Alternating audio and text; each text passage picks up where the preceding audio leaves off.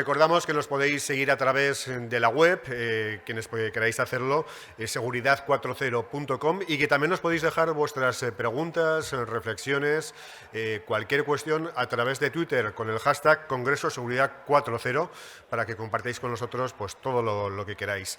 Vamos ya con nuestra siguiente invitada de esta jornada, que nos va a acompañar de forma virtual desde Suecia. Yolanda Domínguez Pollato tiene más de 20 años de experiencia trabajando en la formación y desarrollo de equipos e individuos en distintos países europeos. En la actualidad trabaja como consultora y coach profesional en Mind Talent, ayudando a individuos a desarrollar su potencial como líderes y colaborando con organizaciones para crear e implementar estrategias que optimicen la atracción y retención del talento. Yolanda conecta desde Suecia, donde reside actualmente, y en los próximos minutos nos va a ofrecer su visión desde el norte de Europa sobre bienestar y salud en el trabajo, cuál es la situación, qué retos se presentan, qué acciones se están tomando o qué podemos aprender. Son algunos de los temas de los que va a hablar Yolanda, a la que ya saludamos. ¿Qué tal, Yolanda? Muy buenos días. Buenos días desde Vigo. Hola, buenos días, Enrique. Estoy encantada de estar aquí con todos vosotros. Muchísimas Encantados gracias. nosotros también de saludarte. Lo dejo todo en tus manos. Gracias, Yolanda. Muchas gracias. Pues nada, saludar a todos y decir que nada, hablar enseguida a Margarita Álvarez es un privilegio, pero es también un reto, porque ahora mismo lo único que yo veo es el Dakar y la zanja enfrente mía. Así que nada, estoy aquí para contaros un poco. He bebido, le he hecho caso, he bebido, he comido y os voy a contar un poco algunas de las cosas que están pasando fuera de España. Como han dicho Enrique, yo llevo muchos años ya viviendo fuera de España y he tenido la posibilidad de estudiar, de trabajar y de vivir en países tan diferentes como Francia, Alemania, Reino Unido o actualmente Suecia. Y si comienzo y os hablo un poco de amor, os confesaré que profesionalmente hablando, mi primera relación seria fue con el derecho y concretamente con el derecho internacional, pero muy pronto descubrí que mi verdadera pasión eran los seres humanos, entender qué es lo que nos motiva, qué nos limita, qué nos impulsa y trabajar ayudando a las organizaciones a crear entornos adecuados donde el talento y los talentos puedan florecer. Así que sí, llevo trabajando en el desarrollo de personal ya más de 20 años, como ha dicho Enrique. Y yo lo que vengo a ofreceros es una mirada diferente, una mirada desde el norte de Europa, y en los próximos minutos compartiré con vosotros mi visión, mi experiencia de cómo se interrelaciona la cultura del bienestar y el mundo laboral en los países nórdicos en particular. Y para empezar voy a ofreceros un contexto general de lo que es el bienestar como forma de vida. Y a continuación compartiré con vosotros los temas candentes, qué es lo que está encima de la mesa, de qué se habla, cuáles son los retos fundamentales que impactan el bienestar de las personas en el marco de esta industria 4.0. Pero más que hablar de los problemas y de los retos, me gustaría hablar de las soluciones, en qué se están enfocando las empresas, en qué se está trabajando, qué habilidades se están utilizando para resolver los retos actuales. Y esto nos llevará a identificar las competencias, estas competencias 4.0 que van a ser tan importantes para ayudarnos a desempeñarnos óptimamente. Y finalizar quizá con una reflexión de cómo encaja todo esto en los modelos de liderazgo actual que tenemos. Pero antes de comenzar, permitidme que haga un pequeño disclaimer, un pequeño aviso. Esta sesión es una sesión práctica, está basada en mi propia realidad y de las empresas e individuos con los que trabajo. Pero permitidme también hacer una pequeña nota acerca de mi español. Yo llevo más de media vida viviendo fuera de España y tengo que aceptar que mi madre lleva razón cuando me dice: hija, cada vez hablas peor español. Así que, por favor, perdonadme si en los próximos minutos utilizo algún anglicismo o si directamente le pego una patada al diccionario. Finalmente, solo mencionar que aunque el título de esta charla es un título bastante largo, la sesión solamente va a durar 45 minutos, así que si os parece bien y para mantener el buen ritmo, dejamos las preguntas para el final. Así que si hablamos de cultura del bienestar, y estamos acostumbrados a oír que los países nórdicos están a la cabeza de los rankings de más felices del mundo.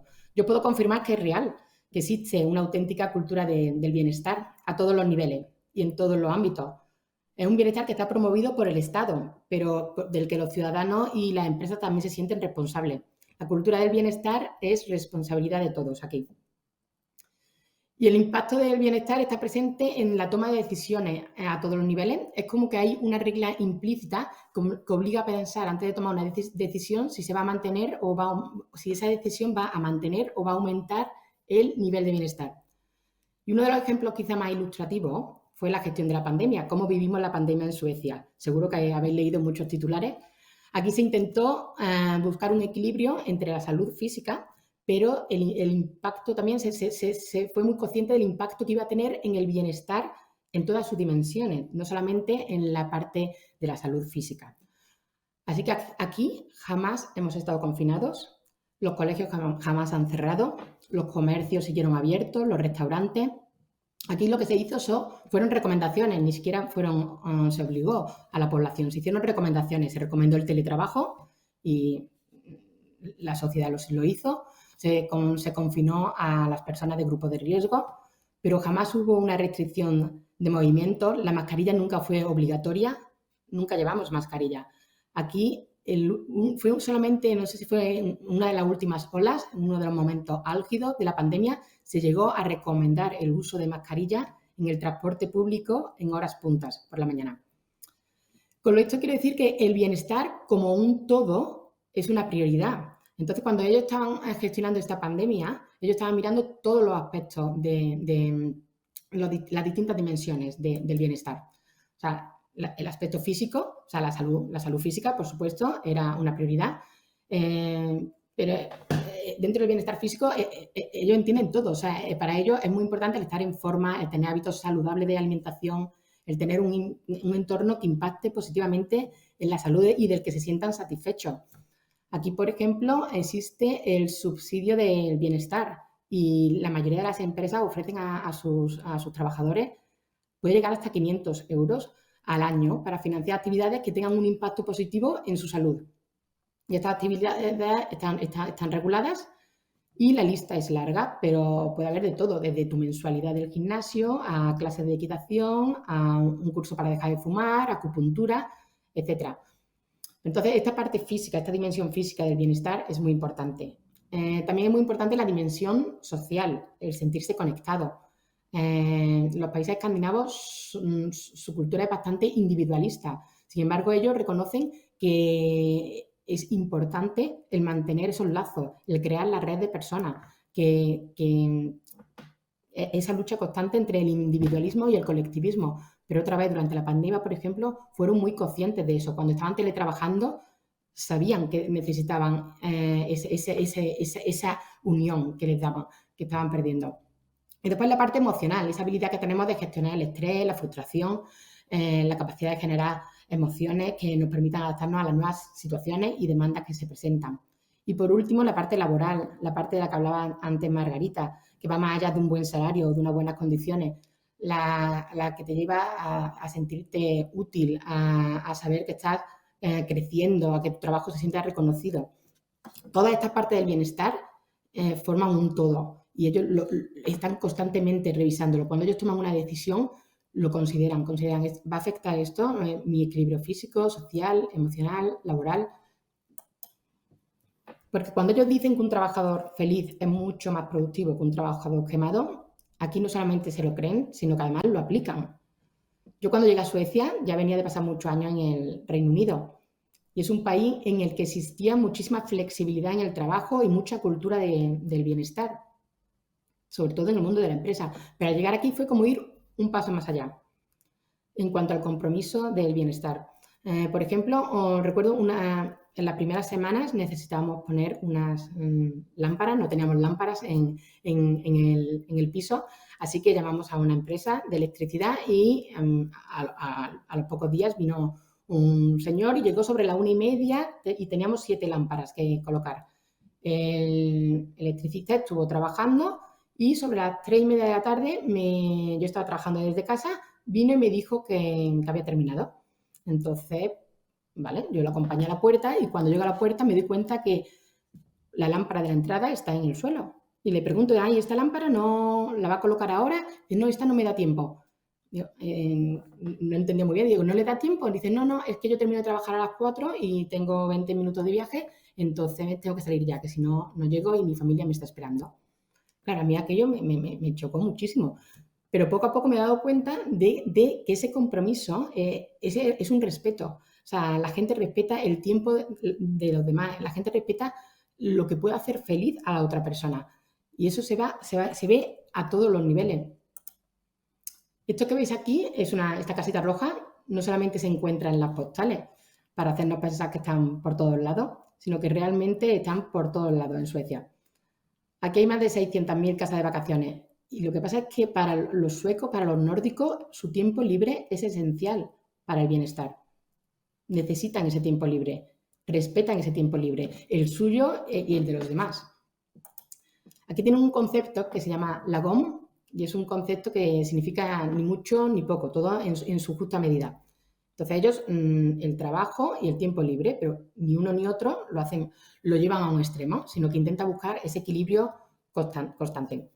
Aquí hay muchas políticas sociales que ayudan a tener esta calidad de vida en cuanto a tu tiempo libre, como por ejemplo las bajas parentales, que sabéis que son muy generosas, pueden llegar a 16 meses, creo que son, de baja parental que se comparte, pero también hay otras políticas que están impulsadas por el Estado, como por ejemplo las empresas tienen la obligación de ofrecer a sus empleados hasta 6 meses pues puede ser para distintas cosas, puede ser si quieres estudiar o si quieres, por ejemplo, montar un negocio porque has tenido una idea y quieres irte a probarlo, pues tienes 6 meses para probar.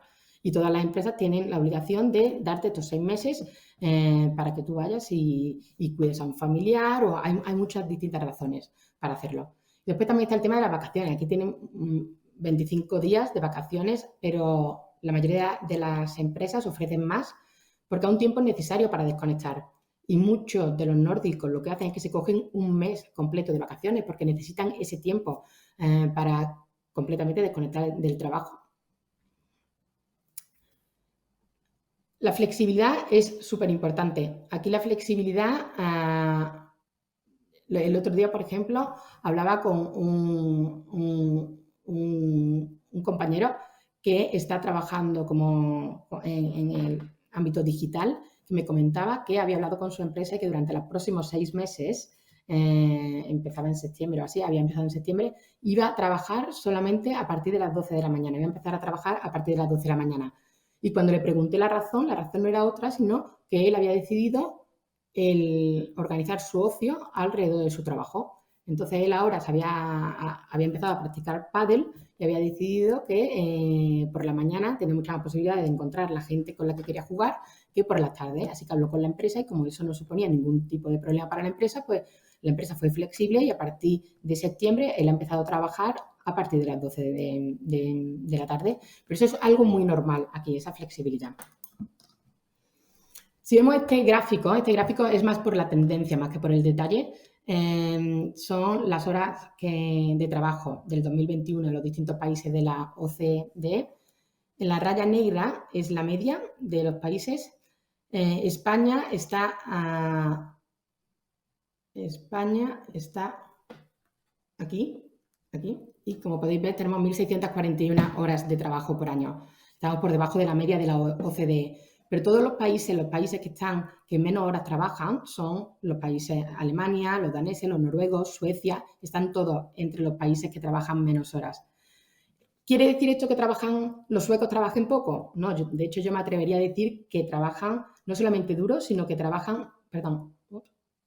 no solamente trabajan muy duro, sino que trabajan de una manera muy eficiente, son tremendamente puntuales, les gusta respetar su tiempo y el tiempo de los demás. Y no tienen problemas con levantarse de la mesa si la hora de la reunión que habíamos fijado ha pasado. ¿Qué significa esto en cuanto a productividad? Esto se ve en la productividad. Esto es un estudio que hicieron unos investigadores británicos en los que compilaron los datos del Producto Interior Bruto anual y las horas de trabajo anuales de cada país y lo clasificaron por su productividad. Según sus cálculos, los países que más rendimiento financiero obtenían son los que pasaban menos tiempo en la oficina. Así que tenemos a Dinamarca, Noruega y Suecia entre los 10 primeros. Las naciones escandinavas están claramente a la cabeza cuando se trata de productividad. ¿Y qué tienen en común estos países? Pues lo que tienen en común es lo que estamos hablando. Tienen una semana laboral estándar que dura menos de 40 horas. Por lo tanto, al aprovechar al máximo sus tardes y sus fines de semana, pues cuando llegan a la oficina están frescos, están preparados para afrontar los retos que se van a presentar. Tienen esa sensación de bienestar mental, esa capacidad para poder asumir otra semana. Las empresas y los trabajadores en estos países son muy conscientes del link que existe entre el bienestar y la productividad y se cuidan para ser más productivos. Pero no solo es lo que demuestran los estudios, sino que se ve en la práctica. Pero también es el link que hay entre el estar descansado, el tener tu tiempo libre, el tener calidad de vida, el sentirte feliz y otras habilidades como por ejemplo la creatividad. La creatividad es una de esas habilidades que nos puede ayudar a navegar en estos tiempos inciertos. Y de creatividad y bienestar saben mucho en Estocolmo. Estocolmo produce más unicornios per cápita que cualquier otra región del mundo. Que cualquier otra región del mundo. Los unicornios son las startups del ámbito tecnológico que en sus primeros 10 años consiguen un valor en bolsa de más de 1.000 millones de dólares antes de cotizar en bolsa. O sea, las startups de Estocolmo son muy diferentes a las startups de California. Y una de las cosas que las diferencia es el énfasis que ponen en el bienestar, en trabajar en el bienestar. Algo en común que tienen todas estas empresas que vemos en la pantalla es que invierten y priorizan en la cultura del bienestar. Otra cosa que tienen en común es que son suecas. Por ejemplo, Spotify ya lo hizo en el 2021, cerró toda su oficina después de la pandemia, cuando estaba bajando un poco la pandemia, cerraron toda su oficina y mandaron a todos sus empleados a casa para que hicieran lo que quisieran, para que recargaran las pilas. Y le debió de ir muy bien porque lo han vuelto a repetir hace 3 semanas. Pero esto aquí no solamente lo hacen las grandes empresas, sino que también lo hacen las pequeñas y las medianas empresas.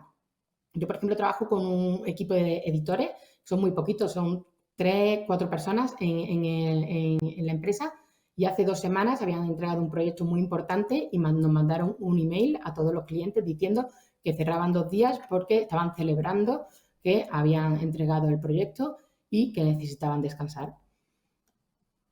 Yo sé que algunos de los aspectos de las prácticas escandinavas son difíciles de replicar porque algunas partes son culturales, pero sí que hay muchas lecciones y dimensiones que podemos aplicar globalmente. Y hasta ahora hemos visto cómo se interrelacionan los conceptos de bienestar y productividad. Ahora vamos a concentrarnos en la práctica. He intentado resumir los temas de los que se habla, con los que el bienestar está relacionado. Concretamente voy a compartir las realidades en las que se está hablando.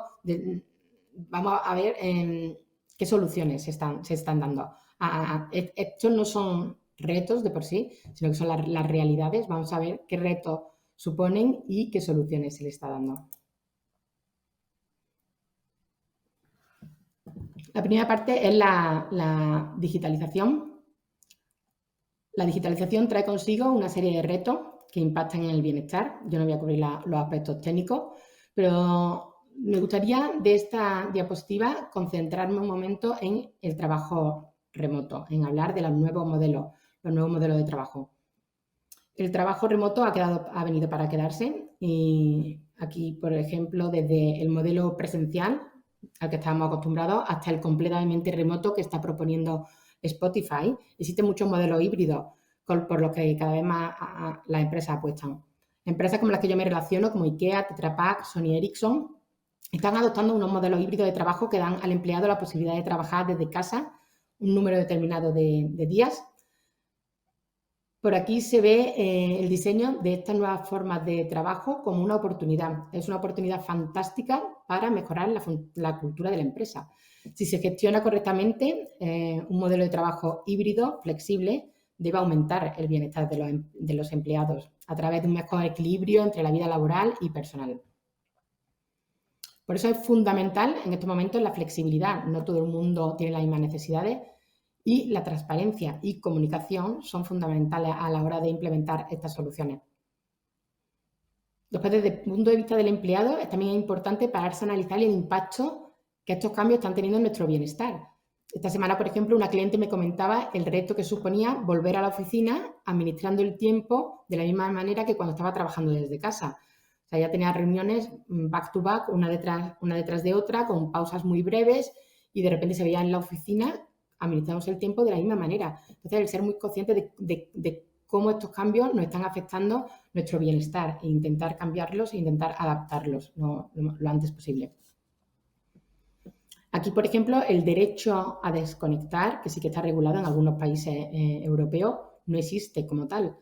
Pero aquí no existe porque los suecos realmente no quieren tener un derecho en el que diga que no me puedes contactar después de las 5 de la tarde, porque ellos realmente lo que quieren es la flexibilidad de poder ir a recoger a su hijo al colegio, de llevarlo por la mañana, de darse una sauna si quieren en mitad del día, y si necesitan, pues trabajar una hora por la tarde o lo que hacen realmente más que equilibrar el trabajo y la vida familiar o la vida personal es integrarla. O sea, tienen una gran capacidad de integrarla, de saber separarla, pero al mismo tiempo integrarla.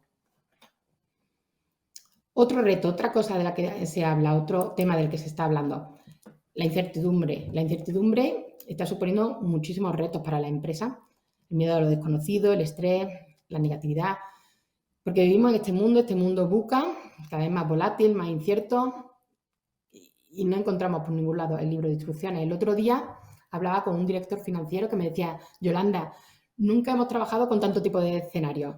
Estamos trabajando con datos del pasado que no nos dicen nada. O sea, trabajamos con probabilidades.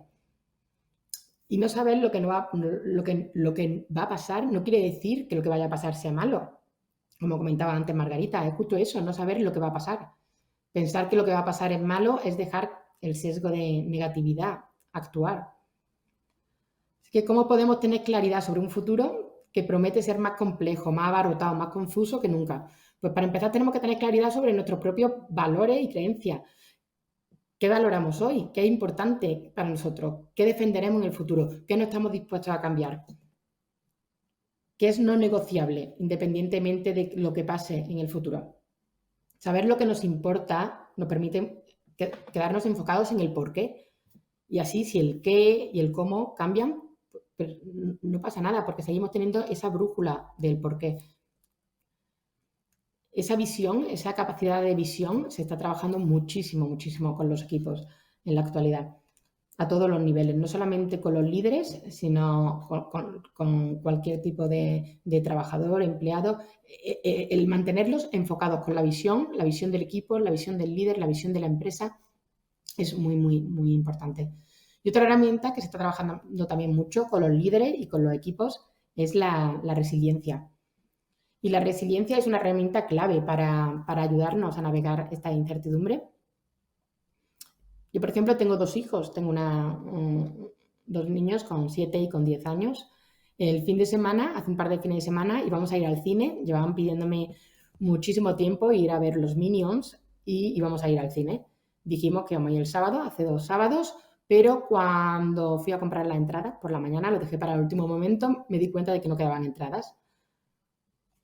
Cuando se lo dije, les dije, bueno, lo siento mucho, pero no podemos ir al cine, no tenemos entrada.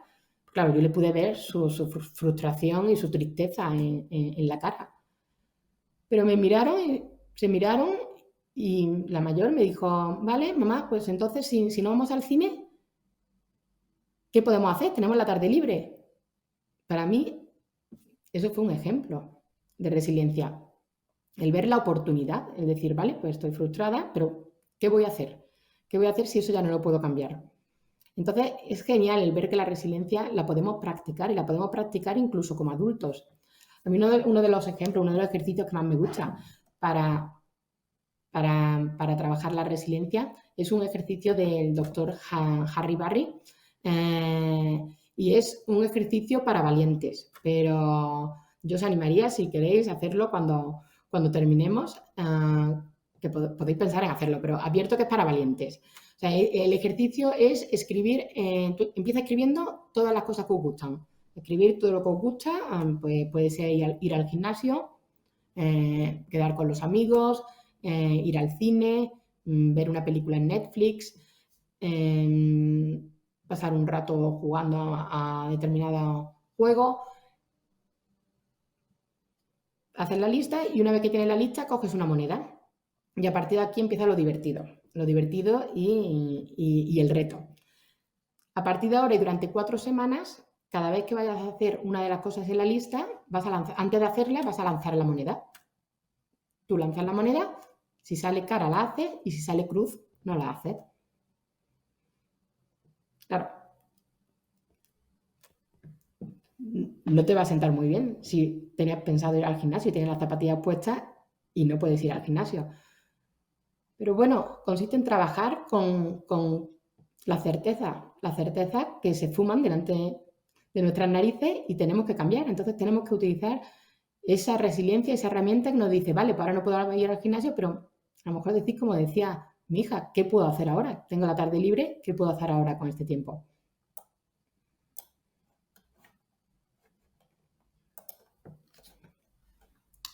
También se está hablando mucho de la demanda, de la velocidad.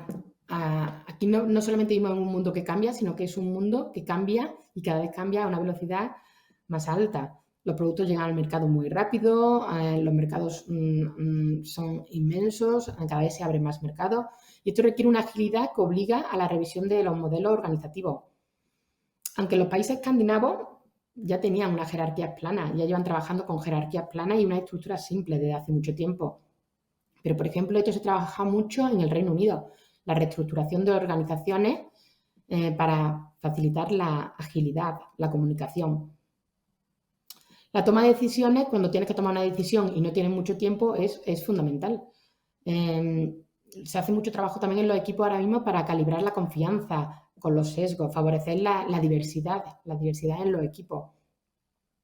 Pero el campo en el que se está trabajando, quizás en el campo que se está trabajando más, es el ámbito de la psychological safety, es la seguridad psicológica. Y para aquellos que no son familiares con el concepto, déjame que os comente que la seguridad psicológica es crear un espacio seguro que permita innovar, reflexionar, crear, aprender. Es un espacio en el que los equipos se sienten seguros, en los que no se juzga, en los que se invita a compartir, se invita a la creatividad y en el que se potencia el feedback sano y se crea una atmósfera de seguridad donde ya no hay crítica, donde nadie se ríe de la opinión del otro, donde realmente se invita también a los equipos a tomar riesgos. Cuando la gente se siente segura, la gente va a estar mucho más preparada para tomar un riesgo. Y esto, por ejemplo, hace un par de meses lo hicieron un grupo muy senior de directivos de IKEA. IKEA les dio, el CEO les dio un carnet y era un carnet que era muy parecido a un carnet de conducir, en el que ponía su nombre y se titulaba License to Go Bananas, que es algo así como permiso para cometer locuras.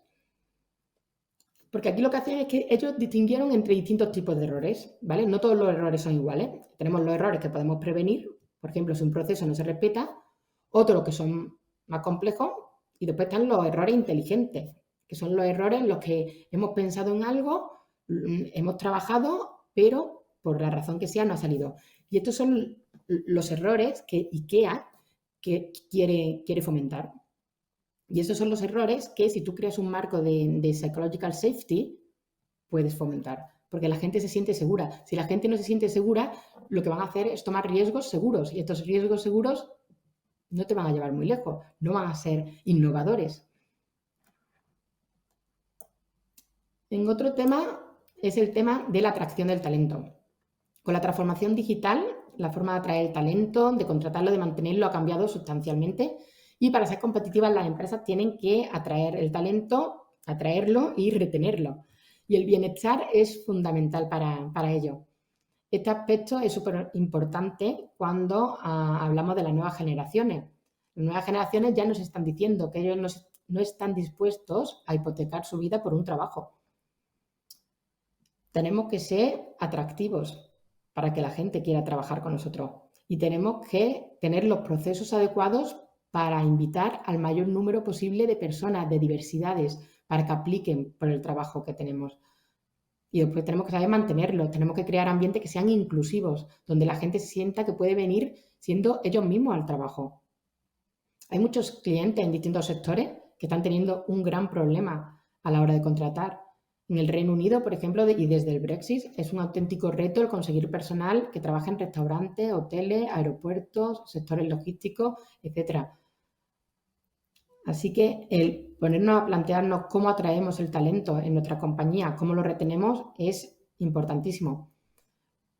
El bienestar forma una parte fundamental. La gente quiere saber qué le vas a aportar en su vida y no se trata solamente de tener un buen salario, sino de hacerte la vida más fácil. Esto es algo que las empresas suecas llevan haciendo ya muchos años. Las empresas suecas no ofrecen los salarios más altos, pero sin embargo sí ofrecen un conjunto, un paquete de beneficios que son muy competitivos y que realmente hacen a la gente sentirse bien.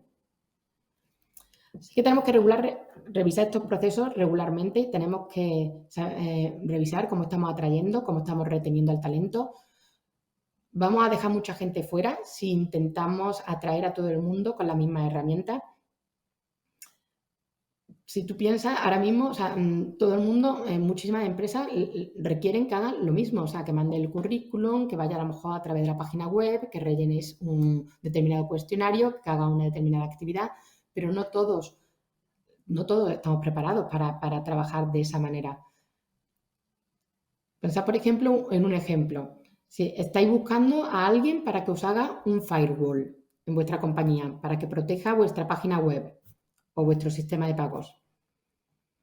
Puede haber muchas personas que tengan competencias, pero yo conozco a uno, por ejemplo, vamos a decir que se llama Juan. Juan está súper cualificado para hacer ese trabajo. Es el mejor, técnicamente es el mejor. No hay otra persona como Juan. Pero sin embargo, cuando Juan vino a la entrevista, la verdad que no le prestamos mucha atención porque Juan no nos dio la mano fuerte. Y claro, eso ya nos creó, no sé, es que no me dio la mano fuerte, pero Juan puede que las habilidades sociales de Juan, por las razones que sea, no tienen las mismas habilidades sociales, somos neurodiversos. No podemos dejar de mirar a la gente simplemente porque estamos pensando que tienen que ir a través del mismo proceso y que tienen que pensar como nosotros. Es importantísimo que revisemos nuestro sistema, nuestros procesos, nuestra cultura y que la hagamos lo más diversa posible. De otra forma, el talento se nos va. El talento lo perdemos o el talento nunca llega. Juan nunca llegó a la última entrevista. Se quedó en la primera. Así que, para resumir, las competencias de las que más se está hablando, de las que más se está trabajando, ahora mismo se está trabajando muchísimo en la visión, como he dicho antes, en la visión a todos los niveles, la flexibilidad y la agilidad, tanto de la estructura como mental, la toma de decisiones, en trabajar para que haya un ambiente de confianza, de colaboración y de transparencia. Se trabaja muchísimo la resiliencia a todos los niveles y la creatividad, el intentar pensar en soluciones nuevas. Tenemos problemas nuevos, pues tenemos que tener soluciones nuevas.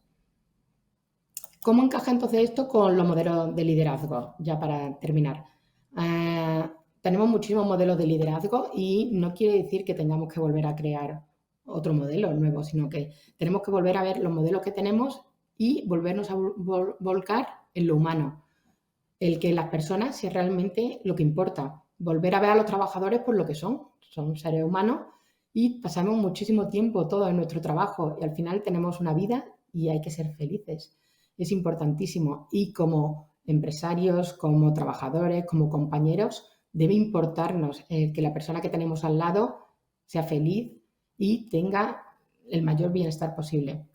Tenemos que cuidar y que nos cuiden, pero tenemos que saber cuidarnos a nosotros mismos, cuidar a los que nos rodean y esperar que los que nos rodean nos cuiden a nosotros. Tenemos que tomar conciencia, tenemos que escuchar, tenemos que saber qué es lo que necesita la gente, tenemos que saber qué necesita la gente que trabaja con nosotros para aumentar su nivel de bienestar en todas las dimensiones de las que hablábamos antes.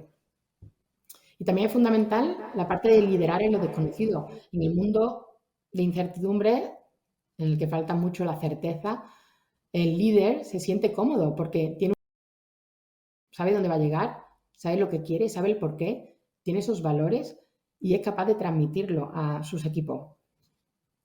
El líder 4.0 tiene que trabajar en la psychological safety de los equipos, pero esto no es solamente una actividad, que pasa un día, sino que tiene que ser una realidad, algo que se facilita en el día a día, crear esta atmósfera de trabajo en la que la gente se siente incluida y la gente se siente segura.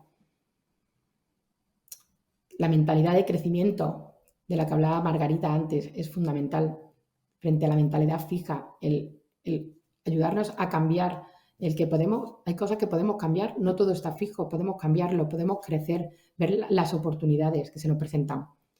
Y por último, un compromiso muy serio en cuanto a la cultura del bienestar, que comienza con la escucha activa, con el entender, con el ser consciente, el que amenaza el bienestar de los que te rodean y qué puedes hacer tú para ayudar. Hace, por ejemplo, una semana IKEA anunciaba un fondo de 10 millones de euros para ayudar a los empleados a vivir la crisis actual que estamos viviendo de la inflación. Con ese fondo los empleados podrán pedir ayuda para pagar su recibo de la luz o para comprar cualquier cosa que le haga falta para aumentar su bienestar físico o su bienestar en cualquier dimensión.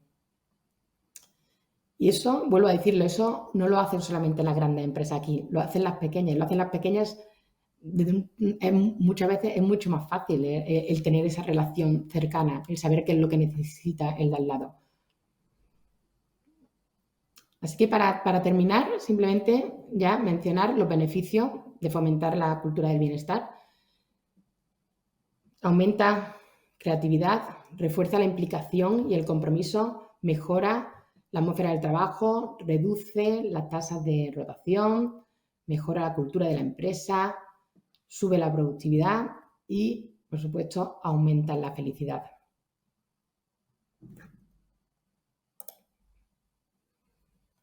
Así que muchísimas gracias. Simplemente decir que algo que decía Arianna Huffington, que decía que la escalera del éxito, si seguíamos subiendo esa escalera del éxito como la hemos visto hasta ahora, lo único que nos trae es el estrés y el quemarnos. Tenemos que empezar a buscar otros métricos, otra manera de medir que la gente en el trabajo pueda alcanzar el éxito, pero no a costa de nuestra salud. Tenemos que llegar enteros arriba y tenemos que conseguirlo. Y es un compromiso de todo, en el que todos tenemos que cuidarnos y cuidar. Así que muchísimas gracias a todos y aquí estoy a vuestra disposición para cualquier pregunta. Yolanda, no sé si alguien del público quiere hacer alguna pregunta. De todas formas, a mí sí que me gustaría lanzarte una primera, en este caso porque has mencionado varias veces la palabra resiliencia, ¿no? Que creo que es muy importante, sobre todo en este contexto que estamos hablando ahora mismo, de cómo afrontar estos problemas que nos pueden surgir en nuestro día a día. Es muy importante, ¿no? La resiliencia y el tener por ciertas herramientas y cierta capacidad para afrontar problemas o situaciones que ojalá no lleguen, pero que tarde o temprano terminan llegando, ¿no?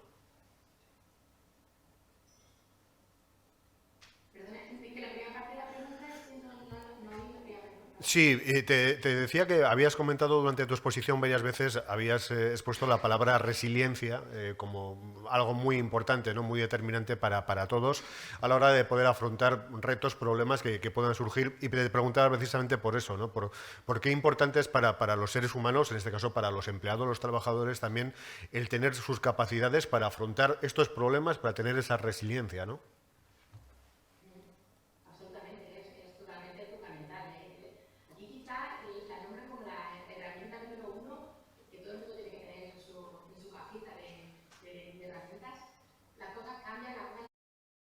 Queremos, la vida nos va a mandar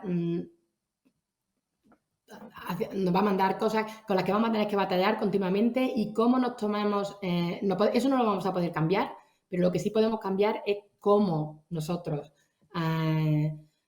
aceptamos y nos enfrentamos a esa incertidumbre. Entonces es fundamental que ya que no podemos cambiar lo que tenemos alrededor, que al menos podamos cambiar la manera a la que nosotros nos afrontamos, la manera que lo vemos, si lo vemos como algo negativo o como si podemos llegar a ver las posibilidades que se abren en esa nueva certeza.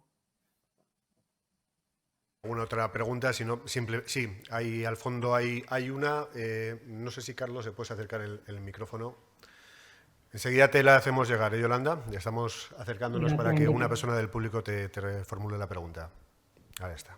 Hola, buenos días. Yo quería hacer una consulta. Cuando hablas de salud psicosocial, estamos hablando de que ya, no sé en Suecia cómo está la situación, cómo se gestiona el tema de los riesgos laborales.